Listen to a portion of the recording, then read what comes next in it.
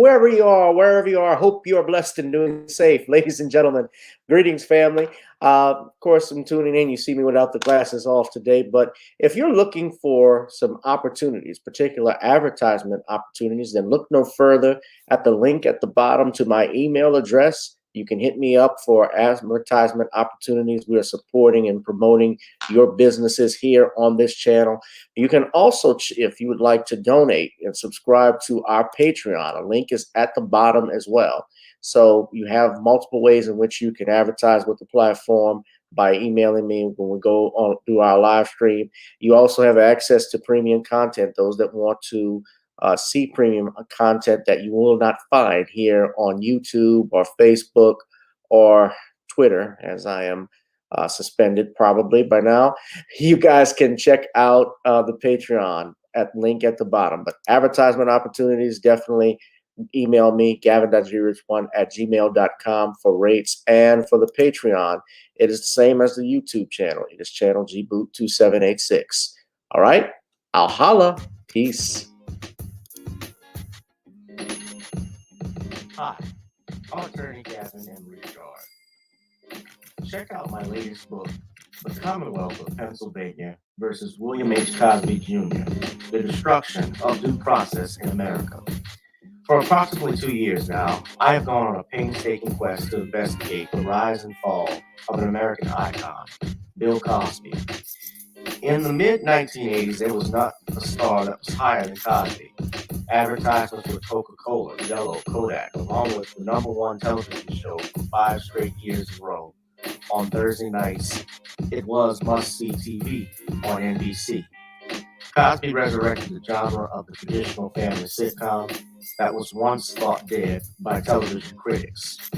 He did this as a Black American with an all-Black cast and showed mainstream network executives in white America that it was possible to be successful without showing the worst in people. He also demonstrated the power that television had, as it can make younger people dream to be the best that they can be. However, like many celebrity stars, unfortunately, they all come crashing down, sometimes by their own fault, others not so much. In this book, I attempted to highlight certain things. We go in depth into both of his trials in 2017 and 2018, respectively. What if I told you that these criminal trials were politically motivated by an overzealous district attorney? Will you also be shocked to learn that attacks on Mr. Cosby did not start in 2014, but also in the 90s, not long after his attempted quest to purchase a major network? From where did all of these allegations of sexual misconduct come from? Were the accusers telling the truth? In the 2 years of research, with some help from others interested in learning the truth and facts about this case, we discussed both the legal reasons why his prosecution and trial were illegal, unwarranted, and also the possible personal motives as to why this may have occurred. Most importantly, we warn about the dangers of prejudice and why a trial by social media, or mainstream media rather, should never be the norm. All this and more in The Commonwealth of Pennsylvania versus William H. Cosby Jr., The Destruction of Due Process in America. Available on Amazon this fall in Kindle and paperback format.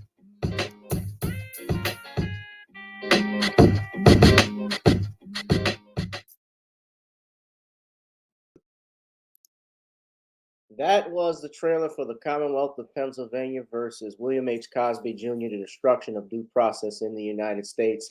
That'll be available for pre-order on Amazon this Saturday, coming Saturday, which will be June 11th, ladies and gentlemen.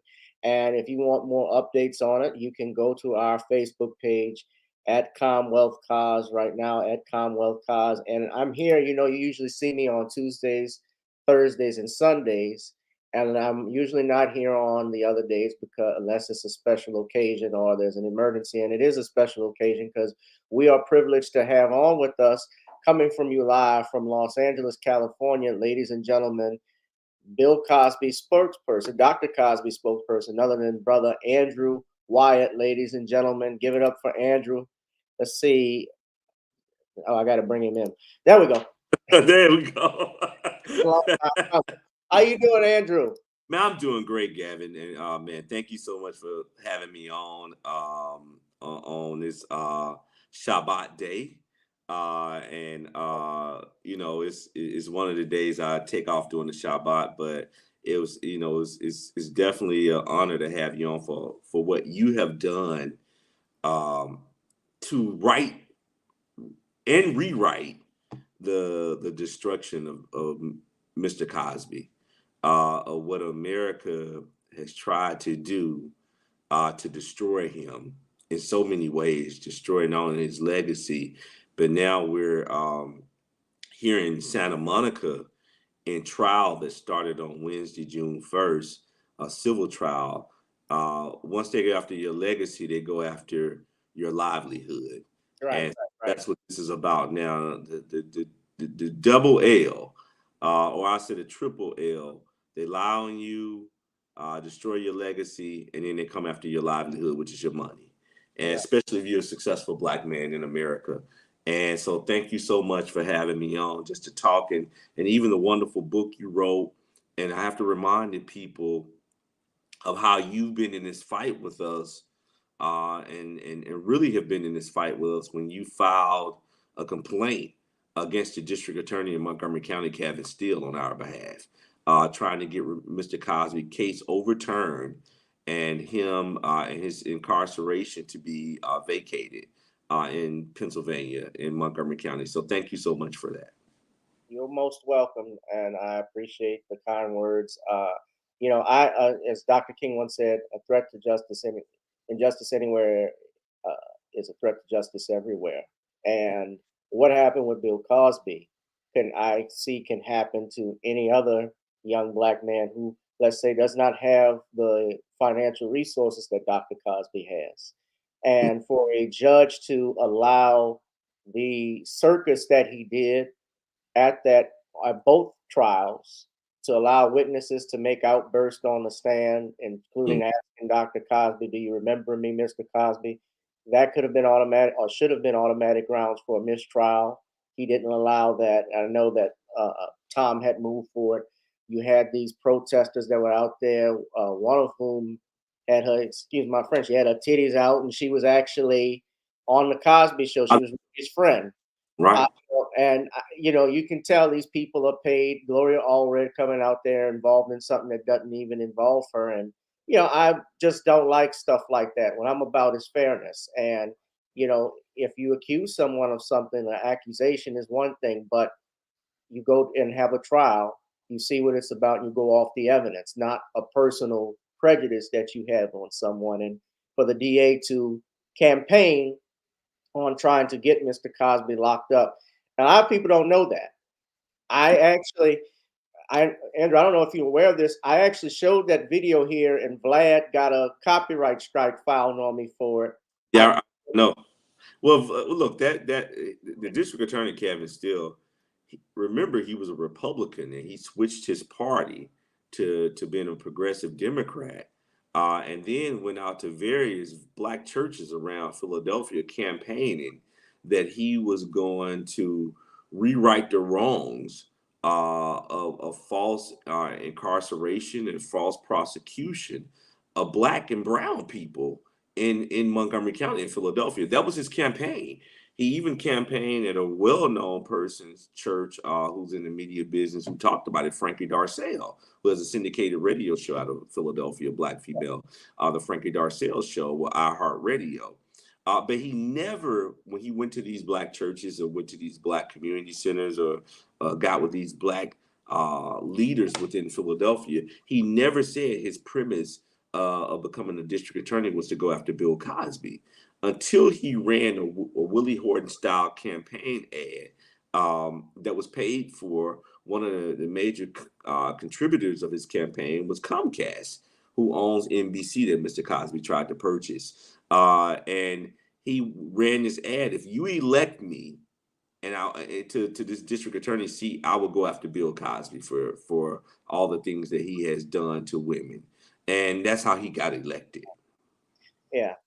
Now, speaking of Black media, because you brought that up, I had one of my first questions I want to ask how has black media been? And I talk about this in the book Mhm. about the cowardice in black media. You and Mhm. I have talked about Tom Joyner, and of course, Right. Tom is no longer there. But I do have a question: as Roly Martin tried to reach out to Dr. Cosby recently to cover the news, or Ricky Smiley, anybody? What has been their position so far with all of this going on? But Roland has reached out. I will say that Roland reached out to me. I've done this show a number of times. Ricky Smiley, we're fraternity brothers, and Ricky, we're from Birmingham, Alabama. And Ricky, I confronted him at the Comedy Club Stardome about 3 years ago.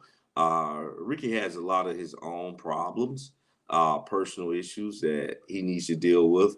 However, I talked to him. I said, "Well, why aren't you having me on your show to talk about the facts of the allegations, the alleged allegations surrounded by Mr. Cosby?" He even went on one of his radio shows a couple of years back and said I was the worst person in the world. Look, we all used to help Ricky back in Birmingham, Alabama, when he was a struggling comedian trying to make it. When I worked in the news business, and people used to help uh, edit his. He's from Alabama. Yeah. Yeah, Alabama. I'm from Alabama. I'm from Bessemer, Alabama, outside of Birmingham. But while I worked for ABC 3340 News, Ricky, we would edit his actual comedy tapes so he could shop them around to get booked on shows. I remember when Ricky got shot in a community called West End in Birmingham, and he is almost lost his life. We all supported Ricky Smiley, but man, look, when people reach a certain height in their success and career, you can easily forget about those who help you. And sometimes you want to be on that pedestal by yourself. And there's a lot of animosity and envy there. And we do two separate things, and we know each other very well. And we're fraternity brothers. You would think I would have been on his show. You would think I would have been on Right. Steve Harvey's show. And these people who, if Yeah. it wasn't for Bill Cosby, the doors would have never been open for them to be on the stage to do comedy in America, or to be, a success in the entertainment world, if it wasn't for a person like a Bill Cosby. I always like to tell people what Bill Cosby did for the black community. It's no different where Martin Luther King Jr. did and Malcolm X. Martin Luther King Jr. gave us a dream. Malcolm X gave us insight and education on how to uplift our community. And what Bill Cosby did, he took those two great attributes that they gave to us, and he turned it into reality by giving us the Cosby Show, I Spy, A Different World, Fat Albert. And that's what he did for Black America. Bill. Yeah. Picture I remember as a kid, as far as I can remember back, is picture pages. Right, Everyone loves their picture page, and Ichabod Marker right, teaching kids how to draw. Of course, I couldn't draw worth a lick, but I tried. But right. but I remember that was probably my earliest memory of Bill Cosby was him on Captain Kangaroo teaching children how to draw. I distinctly remember that, or being on Sesame Street. But And he taught me my ABCs on electric company as a little kid sitting in another the floor of the projects, man, in Bessemer, Alabama, 2613 Clarendon Avenue. I remember all of those things. And who would ever thought I would have been blessed, man, to be able to have represented. I've been representing Mr. Cosby now for 12 years. And it's been an honor. I represented so many other big names, from Robin Givens to Bernadette Stannis, done with Good Time, Dominique Wilkins. I've done work with Danny Glover, Play from Kid and Play, who did the House Party movies. Christopher Martin went to Miles College with him. And Christopher Martin, we reconnected maybe a month ago through a good friend of mine, Chris Shepard, out of Birmingham. And Christopher Martin, he teaches as an artist in residence at FAMU. He's the one that convinced me to change my major from accounting to communication at Miles College, and that's how I got into this business, because of play.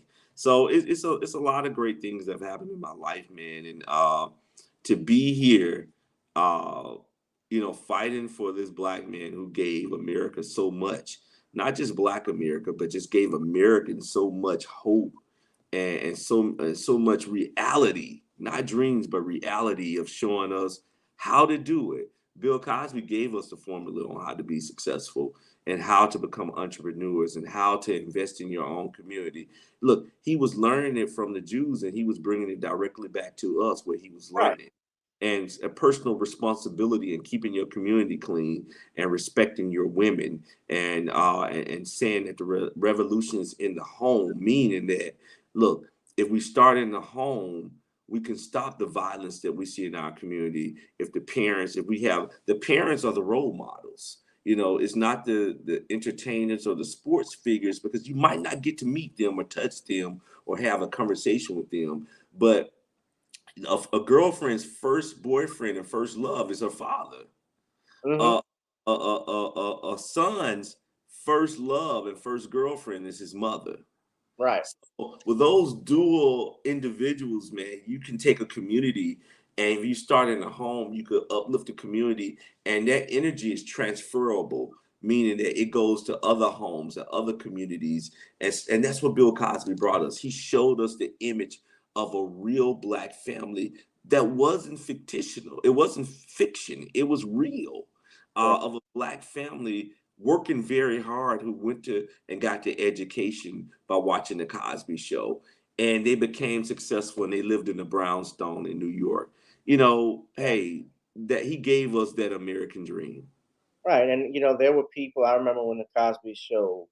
Uh, I was born in '86, so the Cosby Show was already out Right. at time. But I do remember like watching the late. I remember '89 and up until that, watching it on Thursday night. That was pizza night in the Richard household. So Right. Cosby or The Simpsons, one of the two. But I would say this, that to what you're saying exactly. Everybody, there were people who were detracted from the Cosby Show because they felt it didn't represent a traditional Black family. And my thing is, well, my family didn't grow up like Florida and James Evans from Good Times either. There's Right. although, and that's not a knock against Good Times, because I think it was still needed to show that yes, there are people who live in those conditions, and that was the first time you actually saw a Black family. And the actress who played Florida Evans, Esther Rolle, she actually fought to have a Black man play in that role as her father, and have be a father to her children, because they didn't originally want that. They wanted her as a single mother raising 3 kids, and she said absolutely not. And Dr. Cosby, I know when he did A Different World and when he did the Cosby Show, he wanted to show Black people in a positive light. But there is a note I like to make about this. It's my understanding that Mrs. Cosby was the one who convinced Dr. Bill Cosby to change the actual characters from a plumber and a limo driver to a doctor and a lawyer, from what I had heard. Correct. Mrs. Cosby has always been that person in the background to uh, catapult Mr. Cosby's career and reshape how his entertainment career was going to go. She was the one that forced him to go back and become educated and get his doctorate. Mrs. Cosby is the one that approved all of his comedy routines. Nothing made the stage or made the airways unless it had her approval. So all of the material you see today is always approved by Mrs. Cosby. The legal team that you see today, Mm. Mrs. Cosby, we have to, Mr. Cosby, I could call him right now and talk about a legal strategy. He was like, no, call Mrs. and run it through her. If she approves it, then I'm okay with it. She is the queen of that whole situation. She's the one. And that's why, look, man, in order to be successful, and every guy that's been successful in this world has had some woman in their life to get them to that level. And that's why Mr. Cosby is who he is today, is because Camille Cosby. It's because of Mrs. Cosby. I'm telling you, man, he could write a joke right now. It's not going to make the stage unless she approves that joke. Every script uh, of that show was based around their life and their family, Right. how they from disciplining their children to having just a simple dinner around the table. He refused to let his family around the dinner table. You never saw them eating fried chicken. You never saw them eating collard greens because it was that stigma of watermelon. No watermelon, right? Making chili in the kitchen. They had the Thanksgiving dinner where they carved the turkey because white America wants to say that all we do around the dinner table is eat our greens with our fingers. There's nothing wrong with that. I used to do that. I still do it from time I to time. still do. I love chicken, but you know what? Everybody loves fried chicken. Right, and fried chicken. Not just blacks. But he wanted to show a family that also, because in the entertainment world, they don't want us to give that imagery of health conscious eating and being healthy. So you saw him exercising. You saw him doing the things that they don't say we do in the Black community, that we're not a healthy race. I was so disappointed. And Gavin, I urge you to go and find the radio clip when Tom Joyner had Norman Lear. It was for the anniversary of All in the family. the Jeffersons, All in the Family, Good Times, all of those shows he created. And Tom Joyner allowed Norman Lear, this Jewish guy, to say that the Cosby Show did not represent Black America. And Tom Joyner agreed with him. He said that the Cosby Show was not a true representation of Black America. It was Good Times. It was the Jefferson. Well, see, Good Times is why John Amos left Good Times, who played the father, is because they were never going to move out the ghetto. They made John Amos as if he was illiterate, and he got tired of being that character. The Jeffersons, although George Jefferson moved on up to the Upper East Side, he still was subservient to Mr. Wendell. No matter what, Mr. Wendell lived above him, and he still had to answer to Mr. Wendell. He owned all these cleaners, but he lived in this multi-millionaire, but still had to answer to his right. But he always had to run to the white man for permission. The white man always had his foot on George Jefferson's neck. Same with John Amos's neck, who played JJ's father. Well, you didn't see that in the Cosby Show.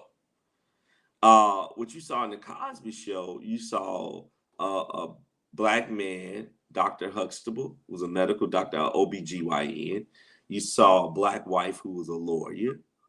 And you saw kids who had different aspirations. You even had a scene in there where Theo, somebody had put weed in his book and put the weed on him, a joint on him. And he said, "Hey, Dad, this is not mine." He gave you that realistic aspect of a Black family, of real Black families, that those families always existed. If you look before, during the Civil Rights era, more Blacks were Republicans. We were the conservative race because we had those conservative values that white people did not have in that era, in the 60s and the 70s, and it filtered off into the 80s. That's what Mr. Cosby was showing us, those morals and values. And anytime you're trying to uplift your own, you put a target on your back. Sure. By the way, since you mentioned All in the Family, and I do know we got to do some other questions in a little bit. People have some questions, but I do want to point this out. I'm glad you brought up All in the Family. Most people don't know that while All in the Family was the first show to be #1 for 5 straight seasons, another show tied that record. That was the Cosby Show. It was 1984 to 1989 for 5 straight seasons, and I think American Idol also got that. But that's to do a show like that and to do that successfully takes a lot of hard work. And they were able to do it, and they did it in a positive light. Now, you brought up Tom Joyner. I just want to, I don't know if you're probably all aware of this, Andrew, because now this is Dr. Cosby's frat brother as well. And I talk about this in the book. I just want to Right. show everybody, not the cruise that, not the Tom Joyner cruise, but this article he said, wrote back in 2016, Stop the Pain by Taking a Plea, Mr. Cosby. Now, this is a man, Tom Joyner is no longer on the air anymore. He got forced out really right Mhm. after Obama was leaving office. They were talking about him leaving quietly. But Right. Steve Harvey was taking over his shows in the market. Hmm. But whenever Bill Cosby was in Philadelphia, I'm sorry, when Tom Joyner was in Philadelphia, Tom Joyner used to have something called the Sky Show, Right. where he would raise money for black colleges and universities. Guess who would show up for nothing to do those shows? Bill Cosby. Exactly. Hmm. And yet he tells Bill Cosby, and this is a man who did so much for HBCUs. He's raised, I know he's giving money to PTIs, but he raised over $100 million to historically black colleges and universities. In total, he's given over 200, he and I should say Mrs. Cosby as well, have Right. given Right. over $200 million They've to, given much money to HBCUs and public white institutions, but HBCUs just as much as UNCF has given the HBCUs over $300 million of their own personal money. And I was asking Mrs. Cosby probably about 2 years ago. Yeah, I'll say it was leading up to the 2018 trial, and we just wanted to. I wanted to have some information on their philanthropy.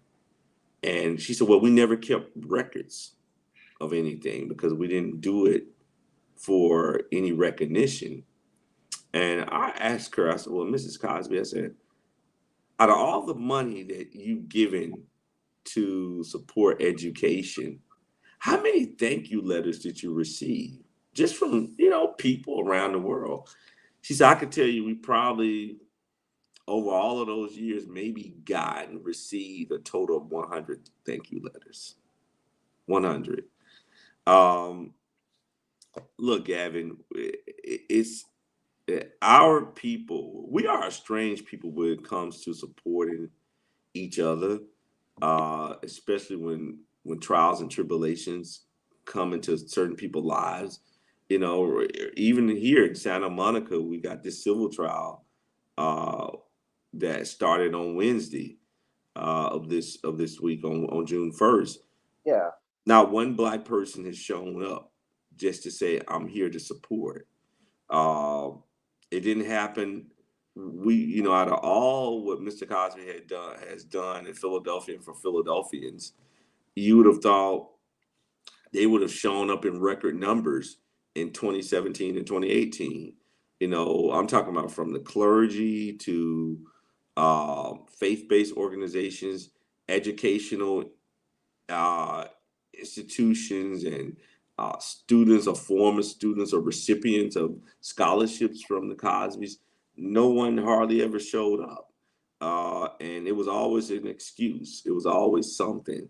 And that's what happens when you get into these situations. And I tell people, this might look easy for what we go through and what I have to do as a publicist and crisis manager, but it's not easy. These are countless hours because your goal is what you got to do. I had an attorney once say to me, well, my goal is not to repair his legacy or his reputation, is to win in the courtroom. The only way you can win in the courtroom is by repairing the legacy and reputation. Because if that's tainted, that's why you try the case to say, hey, my client is not guilty of this, and let me show you, let me give you this dossier and of my client and all that he has done and who he is. And that's why you give a background of the client. But our goal and my goal is always to put the facts and truth out here and not give a spin, because I'm not spinning anything, and of who the person is, what they have done, and the facts surrounding the case. Because most people are so the legal terminology is so confusing that most people don't understand it. So my goal is to always come out here, and what's missing for so many people who go through these things, they don't have someone telling their story, putting their story out to the masses. Because mainstream media, when it comes to us, you see how they cover Johnny Depp, and Yeah. how white people show up for their own and show up in record numbers to support it. Uh, in our community, mainstream media knows how to put us in a dark room. They treat us like mushrooms because mushrooms grow in the dark. They keep information away from us. And if it wasn't for shows like your show, Boyce Watkins, Valerie Denise Jones with Judge Joe Brown, The Real Dana with Judge Joe Brown, Nicole, Tariq Nasheed, Nicole's View, Cosby, Watkins, all of these shows, if it wasn't for these shows, we our message would be, buried somewhere, and the facts would be buried somewhere.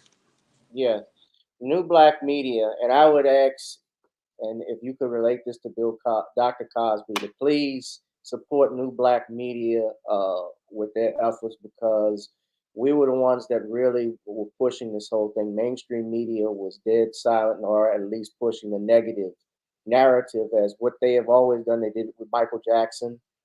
They've done it with OJ. They've done it with countless black celebrities when they get in trouble. As Eddie Griffin even said on Vlad, no black celebrity leaves this business clean. No black male celebrity at that. It's like they want an asterisk by your name. But uh, and I know we're pushed for time, but I do want to get to some questions because someone Oh, wanted me. we're good. Hey, look, let's go for another 15 minutes, man. My other interview don't start to 2, so we're good. Okay, 2 well, my time. we'll do. We can try and do that. But I wanted to know. Someone had asked, but this is coming from Garland Brown. He wanted to ask about the discrepancy between what the expert claimed about white women not falsely accusing black men, and how Yeah, that's not. it was shocking. This Yeah, civil could you explain a little bit about? I don't even know what happened with that, but what was that about? on this civil trial. Let me give some people some background. This is a civil trial where Judy Huff, who claims that she was a minor, um, and that Mr. Cosby invited her to the Playboy Mansion when he was shooting the movie Let's Do It Again. He invited her and her friend Donald Samuelson to the Playboy Mansion That's her. in 1975. Yeah. And she's changed the date from 73, 74 to 75 now. And she claimed that he forced her to masturbate him at the Playboy Mansion. Uh, so if you remember, with the criminal trial, they painted Mr. Cosby as a sexual violent predator who preyed on women. Now they're trying to paint him as a child predator. Now saying that he was preying on 14-year-old girls. That's the whole key to rebrand him. So Gloria Allred is representing Ms. Huff. The trial started on Wednesday. And on the witness stand, the first person that the plaintiff put forward, because the plaintiff has the burden of proof. And of course, Mr. Cosby is the defendant, as a defendant in a civil trial, he does not have to be there. And the judge ruled and explained to the jurors that he does not have to be there, and you can't hold it against him because the burden of proof is on the plaintiff. Well, Donald Samuelson got on the witness stand on Wednesday during cross-examination and stated that Ms. Huff, Judith Huff, because in California law, it states that if you repressed a sexual assault or molestation and you were a minor, then you could bring criminal charges if the statute has not ran, or civil charges 30, 40, 50 years later. So that's why we're here today. Right. And so Memory, and then you come right. back. And she's saying that because of the allegations in 2014, that it brought back all these horrific memories. Well, her best friend, Donald Samuelson, who took her to the Playboy Mansion, because Mr. Cosby did invite them because they lied about their age. they told Mr. Cosby that they were 19, they were 19, 20 something year old, and they looked that age. So he didn't ask them for ID, so he invited them to come to the mansion. Well, Miss Samuelson told the jury and the media in the court, she said, well, in 2005, when Andrea Constant came out against Mr. Cosby, Judy Huff reached out to me. We had not talked in almost 20 plus years. And she said, do you still have those pictures of Cosby and I at the Playboy Mansion? She said, why do you need them? She said, because I can sell my story to Sun Magazine and Star Magazine and get $20,000. Now, if you truly repressed it, how did you remember it in 2005 to sell your story? Now, this is under oath, her best friend tells her. Then Miss Samuelson testified, not Judy Huff. No, Donald Samuelson. Judy Huff won't testify. We don't know when she's going to testify now because Miss Samuelson doing cross because of the pandemic and budget cuts in Santa Monica and LA. The courts have to close at 4 o'clock. They have to be closed. The sheriff vacates the courthouse at 4 o'clock because there's no overtime. So Goldberg, because Allred just sits there. She's not trying this case.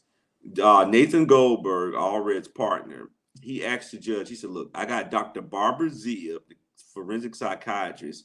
She's coming in from Pennsylvania, Philadelphia.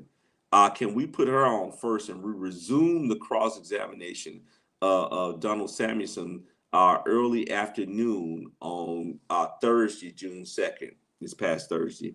And we agreed to it. So we get Barbara, Dr. Zia, who testified at Cosby's 2018 trial and testified against Harvey Weinstein. During cross, she was asked about women making false allegations, white women making false allegations of black men. Now, this is a forensic psychiatrist. She states, Jennifer Bungine, our attorney, our defense attorney, she said, well, right. Would you say that a white woman would make a false allegation against a black man if she was ashamed of her family, friends finding out, or she had some regrets that she was with a black man? She said maybe during Jim Crow era, but there's no research or no studies that shows that a white woman has ever made a false allegation against a black man in today's time, 30 years ago, 40 years ago, 50 years ago, but maybe in Jim Crow. That's bullshit. That you just had a man that I hope Dr. Cousin will call in about my language. I'd like to talk to you about. No, he won't. He won't. No, but that is bullshit because you just had a young brother, Albert Samuels, who was accused out in, I believe, it was out in Kentucky, and was accused of sexually assaulting a white woman. He actually did time in jail, but he had his case overturned because of a Batson issue. Now, for those that don't know what Batson is, that means when you have don't have a jury of your peers, aka they're all white. Right. No black people jury. No black people. So you throw out a Batson challenge. Correct. Right. And on top of that, they came out. The girl even said that she dreamed that she was raped. She did not know she wasn't actually raped. The DNA evidence they had was from him kissing her, which they admit openly was consensual, but there was no rape. But he was locked up with real life rapists and murderers. But to say for an expert to say something like that it's not possible, a white woman can lie. And Dr. Cosby, this was in the 70s when this supposedly happened. So well, she said in the 70s, white women, there's no research or there's no studies or there's nothing that you're going to be able to find that shows that a white woman could have made up an allegation against a black man because she was ashamed of her parents finding out in the 70s. The 70s was a different era. Now, maybe during Jim Crow that would have happened, or slavery time, but not in today's time or 30, 40 years ago. You know what else is no evidence of and no data? No evidence that he did something wrong either. Right. Correct. You could have. I hope the attorney could have flipped that around on her. This lady is such a fraud. What's the doctor's name? What's her name? Dr. Barbara Ziv, Z-I-V. Z as in zebra, I as in Irene, V as in Victor. Oh, I Barbara, know who she is. yeah. And this woman, but this woman is a hired gun. That's her. Yeah, that's her. She works for Temple University. She has been appointed Oh, wait, Temple.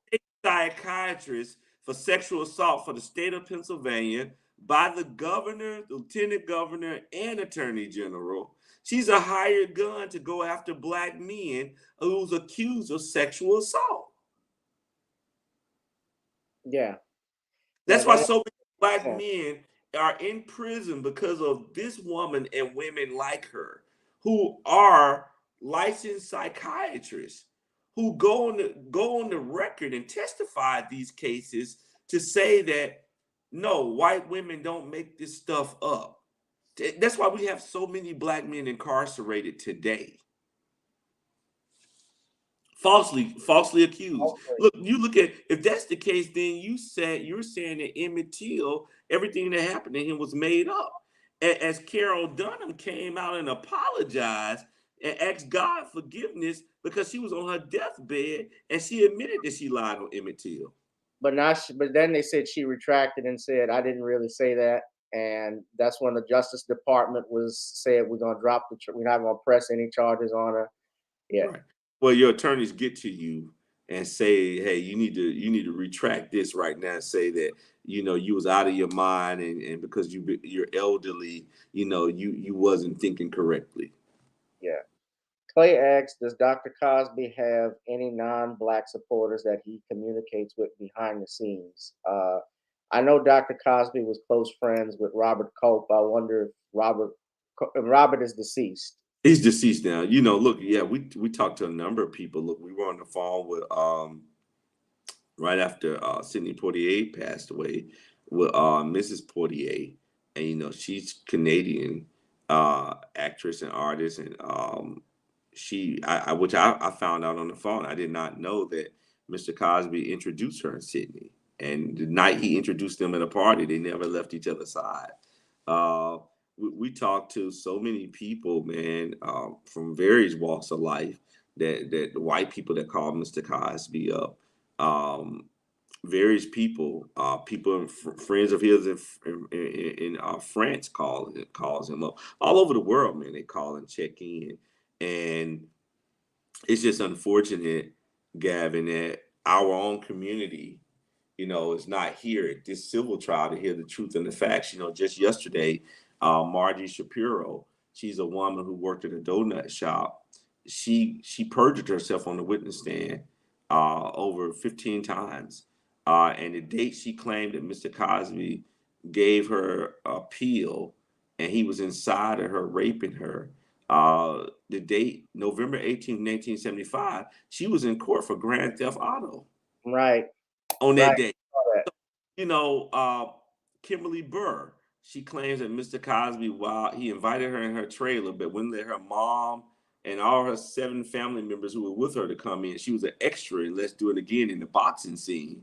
She claims that she was 14 years old. He just only would let her come in his trailer, made her family stand outside, and he pounced on her and forced his tongue down her throat. At 14, well, did you run outside and tell your mom who was waiting outside the trailer for you? No, but she's shown as an extra in the Jimmy Walker fight scene of Let's Do It Again. She's shouting and jumping up and down with her brother. So we've caught so many of these women in lies. And now Donald Samuelson, who we did not get to cross, she comes into court on Thursday crying because her daughter, and we, look, man, I don't wish anything bad on anyone, and we send prayers up for her daughter. Her daughter was found in Las Vegas unconscious to a drug overdose. She's a drug addict. So what we're saying, if she doesn't come back, she's the star witness. How do the jurors remove her testimony from their memory? And if she's not coming back, we're going to ask the judge to declare a mistrial and to dismiss this case, dismiss this case with prejudice, meaning that they cannot bring it back. Yeah. Well, that's what she got to do. And Jennifer Bongine, she's doing a fabulous job. She represents. Jennifer is doing a great job. Her opening statements were remarkable. Her cross examination, man, she's catching these women in so many lies, and we just hope that the jurors are paying attention. Look, we have a black female on the jury who's like roughly in her 60s. We have a black Hispanic young woman on the jury, juror number 11. She seems to be paying attention. And we lost a juror on Thursday because Kimberly Burr, when she was on the witness stand, juror number 7, who's a white male, late 30s, early 40s, who we knew he believed that these allegations was false against Mr. Cosby. He removed himself from the jury because he's very close friends with Kimberly Burr's son. And he said, I just can't do this. And the judge released him. So we were in what they would do, they would move a alternate juror up. And the way they do that, they would put their names in a hat and randomly pull a name. And that juror, one of the alternates, will become juror number 7. So this trial is moving, and we hope and we feel that Mr. Cosby will be vindicated. We really do. That's what's up. I do have one final question because I gotta wrap up because my folks get me out here. My dad was just in the room. But I do want to ask, first off, how is Dr. Cosby doing health-wise? He's doing great, man. He's like I said, he's blind due to glaucoma, so he can't see. You and me went blind almost over 10 years ago. Health-wise, he's fine. I always say that even though he was given an unwanted 2-year and 10-month vacation in prison, look, Mr. Cosby, prison saved his life because he had 90% blockage of his carotid arteries on the left and right side. And during one visit, I know his eyes were red, like bloodshot red. And since he's blind, he couldn't see. His pressure was going up. But we forced the prison. I put a lot of pressure on the prison. And they snuck him out several times. And he had those surgeries, got the blockage cleaned out. And he's doing very well now. He's in great health. Mrs. Cosby's taking great care of him. You know, he always jokes that she's been giving him food transfusions, and he's doing so. No pizzas, no chocolate cake, no bad stuff anymore, and he's doing well, man. But thank you for having him on the show. And Gavin, we got to find a time. I got your number now where you can say hello to him, and maybe when we end the show, I could call you back on 3-way and get you on the phone just to say hello to him. Oh, most definitely. I love to talk to Dr. Cosby and and have a and tell your guests to follow me. I'm now on Instagram. So many of you guys pushed me. Ron was getting on you. Ron got on me. Ron from Kara Danger Show got on me really hard. And man, you know, it's not about you can't beat them, join them, because I don't join anybody that beats me. And no one beat me to get on it. But because of just Ron support and Kara support and Tariq support and so many others, man, I decided that, you know, I needed to go on Instagram and put the facts and truth out. And it seems to be working very well, man. So, and I want to thank my research team, man. Look, I would be remiss if I did thank Debbie Meister, Kia Soto Wilson, and Jay Raskin, man. These people, if it wasn't for them, the other Dr. J. The other Dr. J. If it wasn't for them, man, Bunjean wouldn't be able to try this case. If it wasn't for them, they wouldn't have had the research and information, the prior counsel to preserve on the record for Mr. Cosby to have a great appeal. And Tom Mesereau, with those appellate attorneys on the team, they preserved a lot on the record. And that's why Jennifer was able to be so successful, because of the prior counsel, Tom Mesereau, Angela Agrusa, you know, Brian McMonagle. So, you know, it's so many great people we've had on this team, man. Might not have worked out, and they might not be here now, but I have nothing but respect for them, man. And thank you so much, Gavin, for your persistence and your legal knowledge, man, to help us out the way that you have. And like I said, follow me on Instagram, Andrew V. Wyatt, ANDREW V WYATT, man, and tune in and let's keep the word out. Let's spread the word. and push it around to everybody. The videos I'm doing updates every day. I'm gonna give an update later this afternoon, man, later this evening in Beverly Hills while I'm out there, and let the people know what's going on. All right, brother. I appreciate it. And we're gonna have to do a part 2. We definitely will, man. We'll make it happen. We'll make sure we'll have more time because I know some people want to call in and ask questions. But let's make it work, man. We could find one day next week, and I get out of court at 4. So if I don't have anything going on or nothing scheduled, meetings with the attorneys, we'll figure out how to do it one of the days I'm out of court, or we'll do a midday live update when I take a break from court. That would be pretty cool. So we could do it live. If I'm not in court, but yeah, sure. We'll figure it out. We'll figure it out, everybody. But I want to thank Andrew, and Andrew's about to go live. So if you all have questions, some more questions that you didn't get to ask here, go on Nicole's view now, because he's about to go and sit down with Nicole. But we want to thank our brother Andrew Wyatt for coming on. And of course, this will be a part 2, ladies and gentlemen, because more is yet to come. And the only thing I can say that is positive about all of this stuff, I know as bad as going out, is that it's exposing a lot of the ills that we have in society, why we have a due process in America, why it's needed through the Constitution, because if this can be done to Bill Cosby, who is America's favorite dad, it's not Tom Hanks. Right. Hanks hasn't taken that title. I don't care what some white man says on CNN. Bill Cosby is America's father. Period. Right. End of discussion. Period. And his presumption of innocence still stands. And it will always stand, man. And thank you so much for your support, man, and all of your people who view this show and support you, man. Let's get behind it, and we're gonna make some big things happen together, man, when we're out of these situations. So thank you so much, Gavin. And I'm gonna get out of here and get ready for Nicole view. Talk to you later. Peace out. Yeah, Jaleel, they were calling Tom Hanks America's father, but he's not. We know who that has that title. I gotta go, guys, but tune in to Nicole's view. Nicole, I'm sure, is gonna go off, and this has been a great live stream. I got to imitate Bill Cosby in front of Andrew Wyatt. He loved it. That means I'm a good imitator. So we're going to go off the live stream now, and then they have to go because you see the mom and dad, they want to watch the movie. They want to see the Top Gun, and when Tom Cruise is shooting down the Megs, All right, y'all.